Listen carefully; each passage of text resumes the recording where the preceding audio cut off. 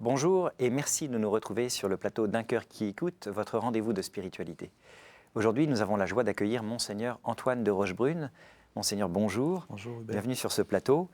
Cela fait 17 ans que vous êtes prêtre. Ça fait 13 ans que vous êtes vicaire régional de l'Opus Dei en France. Et ça va être pour nous donc l'occasion de découvrir davantage d'abord votre parcours, mais aussi la spiritualité qui porte l'Opus Dei. Mais on va commencer, comme le veut la tradition dans cette émission, par écouter un texte que vous allez nous lire. Alors j'ai choisi le passage d'une homélie que Saint José Maria a prononcée il y a 45 ans. Sur le campus d'une université, c'était une messe en plein air avec 40 000 personnes. C'est quelque chose qui peut-être n'était pas si courant à l'époque. Et j'ai trouvé que ce passage me parlait, et j'espère qu'il vous parlera aussi. Je vous le lis. Je n'ai cessé de l'enseigner en utilisant des paroles de la Sainte Écriture. Le monde n'est pas mauvais, puisqu'il est sorti des mains de Dieu, puisqu'il est sa création, puisque Yahvé l'a contemplé et a vu qu'il était bon. C'est nous les hommes qui le rendons laid et mauvais par nos péchés et nos infidélités. N'en doutez pas, mes enfants. Toute forme d'évasion hors des honnêtes réalités quotidiennes est pour vous, hommes et femmes de ce monde, à l'opposé de la volonté de Dieu. Tout au contraire, vous devez maintenant comprendre, avec une clarté nouvelle, que Dieu vous appelle à le servir dans et à partir des tâches civiles, matérielles, séculières de la vie humaine. C'est dans un laboratoire, dans la salle d'opération d'un hôpital, à la caserne, enfin il aurait pu dire aussi sur un plateau de télévision, dans une chaire d'université, à l'église, à l'atelier, au champ, dans le foyer familial et au sein de l'immense panorama du travail, c'est là que Dieu nous attend chaque jour. Sachez-le bien, il y a quelque chose de saint, de divin, qui se cache dans les situations les plus ordinaires. Et c'est à chacun d'entre vous qu'il appartient de le découvrir. Voilà. Alors là, on a là une des pointes de la spiritualité de l'Opus Dei, qui est justement la sanctification par le travail et par la vie ordinaire. On va revenir sur cet aspect-là. Mais d'abord, j'aurais bien aimé qu'on fasse davantage connaissance avec vous-même, savoir comment vous est venue la vocation de prêtre, comment avez-vous vous-même rencontré l'Opus Dei. Peut-être que ça a commencé par une rencontre avec Dieu. À vous de nous dire votre chemin de foi. Écoutez, je suis originaire d'une famille pratiquante. La foi a toujours fait partie de mon existence, et la pratique religieuse. J'étais une personne qui fréquentait les sacrements, allait à la messe le dimanche, se confessait quelques fois par an. Mais je dois dire que je ne priais pas non plus beaucoup. Et lorsque je suis arrivé à Grenoble pour faire mes études d'ingénieur, de manière naturelle, un ami m'a dit un jour, écoute, je vais dans un centre de jeunes, un centre culturel où il y a des activités de formation chrétienne. Et je me suis dit, tiens, c'est intéressant ça, je t'accompagne. Je suis arrivé donc dans ce centre et j'ai trouvé des gens bien dans leur peau, qui priaient de manière simple. Et puis, je dois dire que la formation m'a plu. Et elle m'a parlé, en quelque sorte. Je me suis dit, mais ça, c'est bien, c'est pour moi. Et là, j'ai compris que, par exemple, Dieu, j'allais à sa rencontre tous les dimanches, mais que je pouvais aller à la messe tous les jours. Et j'ai trouvé ça formidable de mettre l'Eucharistie au cœur de mes journées. Puis je me suis dit, mais Dieu peut être dans tous les aspects de ma vie. Et donc j'ai eu cet itinéraire, on va dire, de vocation, comme laïc, comme ingénieur dans l'Opus Dei. Ma vocation au sacerdoce, elle est arrivée un peu plus tard. Toujours au sein de l'Opus Dei, je dirais, je peux dire que ma vocation s'est dévoilée dans le temps, selon, dans un espace finalement assez long, parce que avant d'être prêtre, j'étais pendant une dizaine d'années laïque dans l'Opus Dei. Et quand vous dites laïque, vous voulez dire avec un désir de consécration personnelle, justement. Enfin, vous n'envisagiez pas le mariage, vous aviez déjà choisi de. Alors effectivement, j'avais vu ma vocation au célibat dans le monde, comme laïque, c'est-à-dire comme ingénieur, et de dédier d'une certaine manière mes forces, mon temps, à cette transmission finalement de la vie de Dieu et la formation aux autres. Alors c'est sûr que L'appel au sacerdoce s'est inscrit déjà dans un contexte où je m'étais donné déjà complètement à Dieu. Hein. Non pas comme un aboutissement naturel, parce que je pensais initialement que l'aboutissement naturel de ma vie, c'était d'être un ingénieur au service de la société, en train de gagner ma vie, en train de parler de Dieu avec naturel autour de moi. Hein. Mais en découvrant cette possibilité du sacerdoce, j'ai vu aussi que j'avais là aussi une autre manière de servir l'Église ou de servir l'Opus Dei en mettant aussi tout mon temps au service du sacerdoce et de ce que tout cela signifie. Voilà. Très bien. Alors ça fait 17 ans maintenant que vous avez été ordonné prêtre, 13 ans que vous êtes vicaire régional de l'Opus Dei en France. On va revenir maintenant sur l'Opus Dei peut-être pour mieux découvrir ce que c'est, sachant que l'Opus Dei n'a pas toujours bonne presse, alors en dehors de l'Église, mais même parfois au sein de l'Église. Des personnes pensent que c'est une secte, que tout est trouble, opaque, que c'est une église dans l'église. Voilà. Donc j'imagine que vous connaissez que trop tout ce qu'on peut dire autour de l'Opus Dei. Alors parfois vous vous servez de ces attaques, je pense notamment au Da Vinci Code, peuvent servir à mieux faire connaître justement ce qu'est l'Opus Dei. Comment réagissez-vous par rapport à ces attaques qui sont persistantes, qui durent, ce culte du secret dont on vous accuse, etc. On peut réagir de plusieurs manières. Hein. Parfois, il y a un peu d'irritation, où on se sent blessé. Hein. Mais ensuite, on prend l'habitude d'une certaine manière. Mais je dirais, dans le fond, toutes les occasions qui nous sont données, et on essaye de faire un gros effort de se mettre en relation avec les journalistes, avec les médias, c'est quelque chose de très positif en fait. Hein. Je crois que l'Opus Dei, comme institution récente, hein, elle a un peu plus de 80 ans, dans l'Église, il faut faire partie des meubles, hein, à un moment ou à un autre, et il faut finir par se faire connaître. Et je crois vraiment que c'est une question de connaissance. Hein, c'est-à-dire que on entend parfois des choses, mais dans le fond, est-ce qu'on connaît ? Alors, je vous donne un exemple. Hein. C'est clair que, en tant qu'ingénieur, je ne me cachais pas, hein, comme chrétien, etc. Mais je m'habillais comme un ingénieur, enfin comme quelqu'un qui va travailler au bureau. Hein. Et donc, c'était pas inscrit sur mon visage. Il y a dans l'esprit de l'Opus Dei, dans le charisme de l'Opus Dei, cette vision de normalité par rapport au monde. On est dans le monde, donc on n'est pas différent des autres, mais en même temps, il y a quelque chose de différent à l'intérieur de moi. Mais alors ça, c'est pas du secret, vous voyez. Hein, et parfois, une vision un petit peu superficielle peut donner à penser « Ah, ils se cachent ». Non, ils ne se cachent pas, ils sont comme les autres. Et en même temps, c'est un peu comme les premiers chrétiens, vous voyez, comme les autres, et en même temps, il y a quelque chose de différent en eux, hein, parce qu'il y a la vie de Dieu en moi. Alors, on va revenir peut-être aux sources de l'Opus Dei maintenant. Vous avez lu un texte de Saint José Maria Escrivá, donc le fondateur de l'Opus Dei. Qui était-il ? Qu'est-ce que vous pouvez nous présenter rapidement, brièvement, sa vie ? Alors, c'était un prêtre de 26 ans, très jeune prêtre, vous voyez, lorsque le Seigneur lui a montré l'Opus Dei pendant une retraite spirituelle.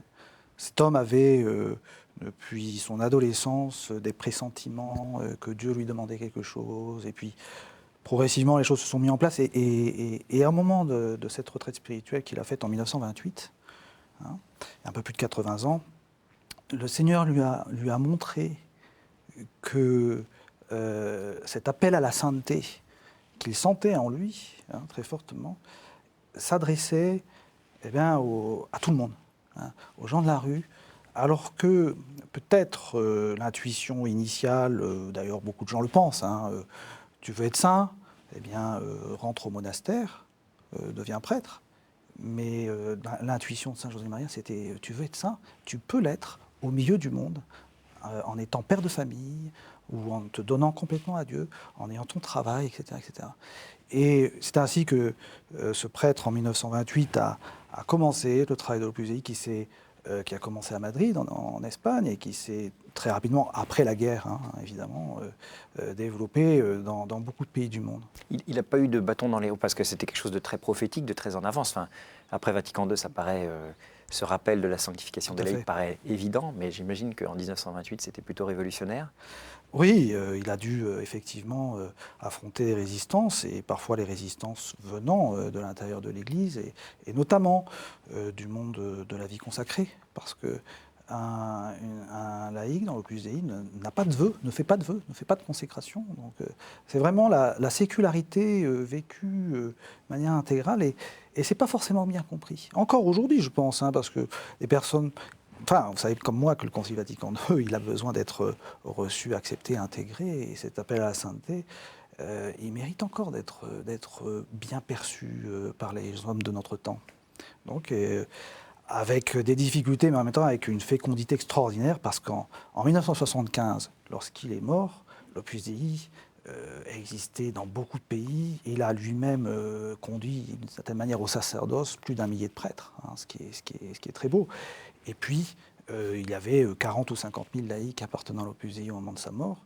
L'Opus Dei ensuite s'est développé. Il a été canonisé par Jean-Paul II en 2002, vous voyez, il y a 10 ans hein, de cela. Et devant, place Saint-Pierre, c'était une très belle cérémonie. Alors, la sanctification du laïc, elle se fait notamment par le travail et par la vie ordinaire. C'était le sens du texte que vous avez lu au début. C'est un aspect un peu déterminant dans l'Opus Dei, de sa spiritualité en tout cas. Concrètement, ça veut dire quoi, de se sanctifier par son travail? Comment est-ce qu'un laïc de l'Opus Dei se sanctifie?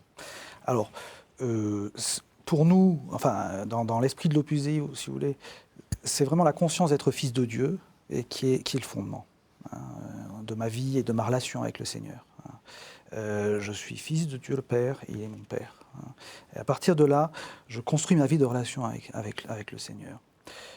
Ensuite, le travail, il faut le prendre au sens large, c'est-à-dire c'est la vie ordinaire, toute activité. Évidemment, un chômeur, lorsqu'il cherche du travail, c'est un travail. Un prêtre, lorsqu'il prépare une homélie, c'est un travail. Hein, et c'est pour ça aussi que l'esprit de l'Opus Dei est ouvert aux prêtres diocésains, hein, absolument. Et un malade, sur son lit d'hôpital, lorsqu'il accomplit avec fidélité ce que lui demandent les médecins, c'est un véritable travail aussi en soi. Donc vous voyez, c'est au sens élargi.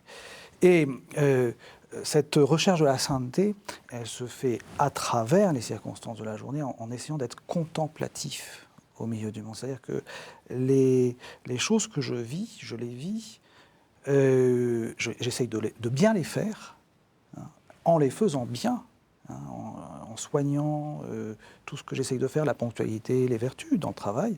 C'est comme cela que j'essaye de rendre un culte à Dieu, d'une certaine manière. Et alors, vous dites qu'on se sanctifie par le travail, mais vous parlez aussi de la sanctification du travail. Ça, c'est une notion que j'ai du mal à comprendre. Si vous voulez, il y a trois aspects.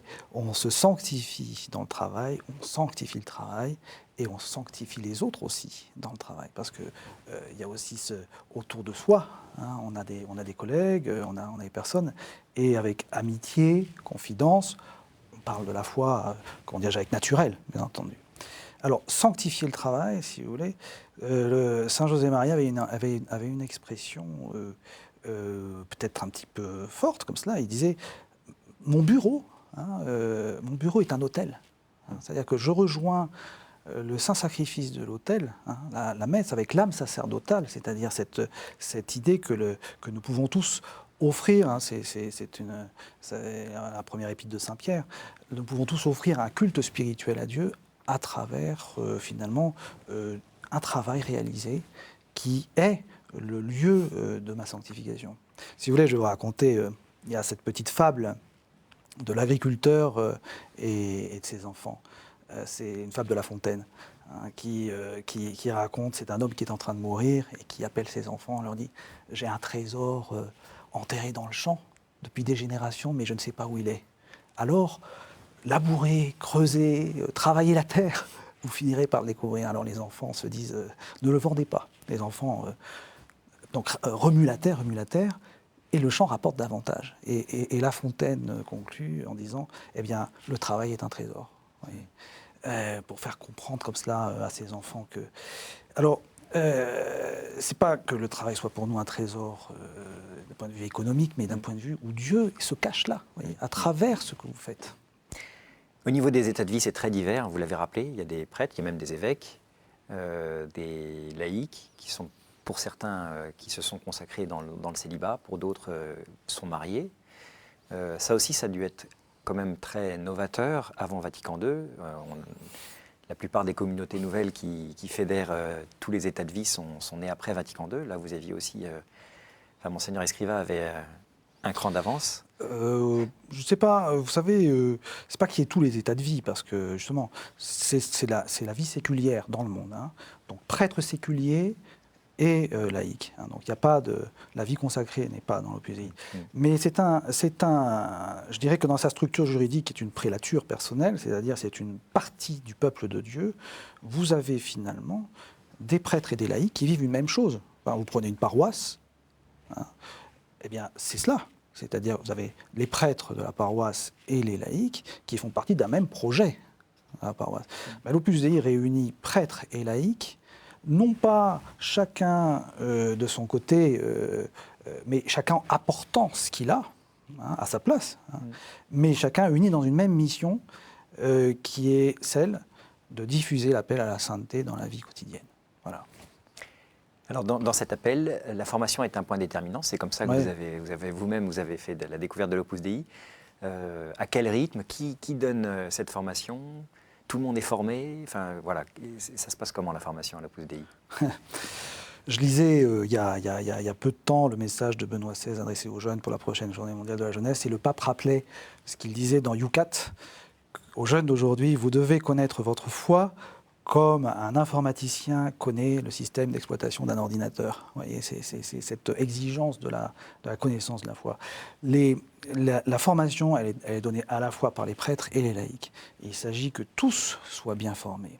Et la formation, elle se donne, je dirais, au rythme de chacun et selon les conditions de chacun. C'est sûr qu'une personne un marin sur un bateau, hein, peut recevoir la formation difficilement, parfois lorsqu'il vient au port, etc.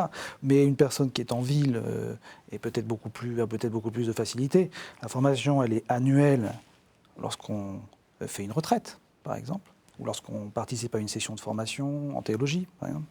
La formation peut être mensuelle si on participe à un temps de récollection, un temps de prière de quelques heures. Elle peut être hebdomadaire, quand on assiste à des causeries, à un cercle ou à des cours de doctrine chrétienne. Il y a aussi l'accompagnement spirituel, hein, c'est-à-dire cette rencontre personnelle avec quelqu'un, laïque ou prêtre, qui vous écoute et qui vous accompagne, hein, sur le chemin de la sainteté. Bref, la formation, elle est très, elle s'adapte, on va dire, comme un gant s'adapte à la main, hein, vous voyez, c'est-à-dire en fonction des circonstances de chacun. Un autre aspect de la spiritualité qui n'est pas toujours très bien compris, c'est la question de la mortification ou du renoncement, des petits sacrifices ou des grands sacrifices que propose l'Opus Dei sur ce chemin de sainteté. Ça a pu être à la mode à une époque, c'est plus très en vogue. Quel est le sens de cela? Oui. Bon, je tiens d'abord aussi à vous dire que ce n'est pas l'élément central, hein, dans l'Opus Dei, mais il y a une espèce d'ascèse, d'effort, la notion d'effort personnel, hein, qui, Saint Paul dit « je me bats hein, », je me bats comme dans le stade. Et ces petits renoncements sont des moyens pour progresser. Je vous donne l'exemple avec la vertu de la patience. Hein, tous, nous avons des progrès à faire dans cette vertu. En famille, au travail, hein, pour nous adapter aux autres, mais je ne vois pas comment je peux grandir dans cette vertu, si ce n'est par un travail intérieur sur moi-même, hein, de bonté, mais aussi un travail pour sourire, tout simplement, lorsque je n'ai pas envie de sourire. Hein. Et c'est un renoncement, finalement, au fait de se laisser aller. Hein, vous voyez, de se laisser aller. Et c'est ainsi que les petites mortifications, comme on le dit, c'est-à-dire les petits renoncements, peuvent m'aider à être ordonné, à être ponctuel, à être aimable, hein, à être patient, enfin à être charitable, dans le fond. Vous avez des exemples de petits sacrifices, justement, qui permettent d'avancer comme ça sur ce chemin des petites mortifications? Oui, je dirais, donc il y a ces petits sacrifices intérieurs dont je vous ai parlé, c'est-à-dire modérer un petit peu ses réactions, pour essayer de sourire, pour essayer d'être à l'heure, par exemple. Hein. À titre personnel, j'essaye d'être à l'heure à mes rendez-vous, lorsque je reçois quelqu'un, etc. Il y a cette ascèse de la mémoire ou de l'imagination. Bien souvent, parfois, l'imagination, c'est la folle du logis. C'est-à-dire que si on se laisse aller à à se repasser en boucle des souvenirs. Parfois, c'est des souvenirs désagréables qu'on se passe en boucle. Alors là, vraiment, on peut se dire quelle perte de temps. Mais je dirais, il y a une maîtrise aussi, vous voyez, bonne de la mémoire, de l'imagination, pour canaliser ces Et choses. du coup, vous faites comment? Vous dites stop? Oui, c'est ça. Bon, arrête de penser à toi, par exemple. Ouais, Hein. ouais. Alors, il y a aussi les petites pénitences corporelles. Hein. Par exemple, vous voyez, on peut essayer de se tenir droit. C'est toujours bien, hein, par exemple pour le dos, de faire l'effort de bien se tenir droit. Je ne fais pas pour moi, pour cela. Mais toujours, quand on regarde le Christ en croix, parce que ça vient de là hein, aussi, quand on voit le Christ en croix, on se dit, c'est pour moi, Seigneur, et Seigneur, je veux être avec toi. Je veux être avec toi. Et là, on ne cherche pas à se crucifier, mais on fait des chemins de croix. Hein. C'est très chrétien, ça, le chemin de croix. Et on cherche à nous identifier avec le Seigneur. Aussi, c'est ce qu'on fait dans le temps du carême, par les petits sacrifices et le jeûne. Voilà. Comment est-ce qu'on reconnaît un appel à faire partie de l'Opus Dei concrètement? Est-ce que c'est tout seul qui décidons? Est-ce que... Eh bien, vous savez, c'est une vocation. Et la vocation est un mystère. Moi, j'ai reçu ma vocation comme, on va dire, une évidence qui s'est imposée à moi, comme une conviction intérieure, où je me dis, ça, c'est pour moi. Ça, c'est pour moi.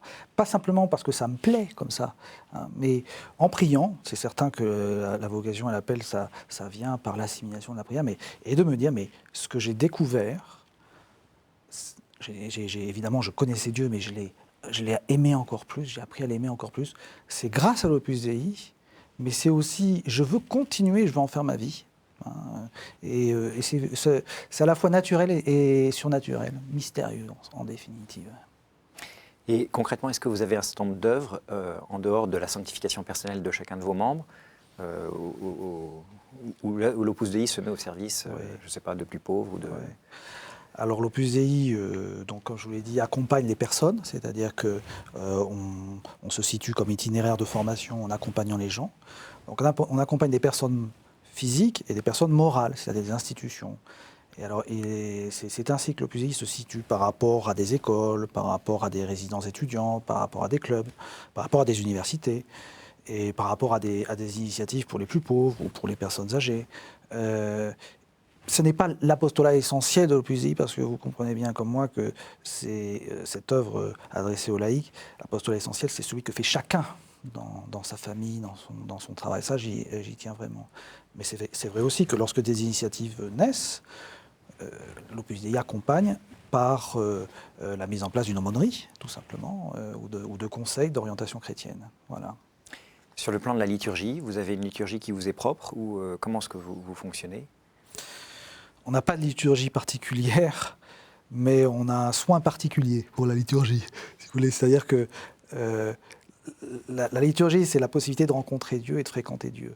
Et soigner, sans scrupule, hein, soigner les détails, chercher à être fidèle, très fidèle dans la célébration des sacrements, de l'Eucharistie, c'est une manière de rencontrer Dieu. Parce que, comme je disais, bien travailler, c'est une manière de rencontrer Dieu, bien célébrer la messe, ou y assister pour les laïcs, hein, faire un signe de croix. Parce que nous, les prêtres, on voit des laïcs faire des signes de croix. Parfois, c'est quelque chose un petit peu... vous voyez, bien faire son signe de croix, c'est une manière d'aimer Dieu. Hein, et donc, on soigne la liturgie.